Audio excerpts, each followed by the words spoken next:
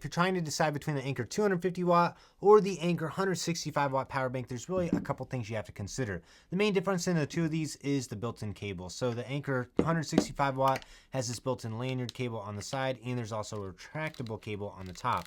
The big cons to this one is it has less total output wattage or input wattage, so it's going to recharge slower, and it also will throttle whenever it reaches about 80% of the battery life. This one has 25,000 milliamp hours of power. This one has 27,650 milliamp hours. This one's technically 250 watts, but the 250 watts is split between all the different ports. The most you can get in or out of any port is 140 watts. On the 165 watt, this one tops out at 100 watts of power in or out of any of the ports, but whenever you hit the 80% threshold on it, the 165 watts of total power is going to drop to 100 watts. So this one's going to be slower to recharge and is also not going to give you as much power split between all your devices as the 250 watt. So if you're trying to decide between the two of these, the thing you really need to ask yourself is, what are you charging with this? If you're mostly using laptops or very demanding devices, I recommend getting the 250 watt and use your own cables. But if you want to mostly use it with devices like a MacBook Air, an iPad, or a phone, that's when the laptop power bank, the 165 watt, is going to be a better option because of the convenience of the built-in cables that it has.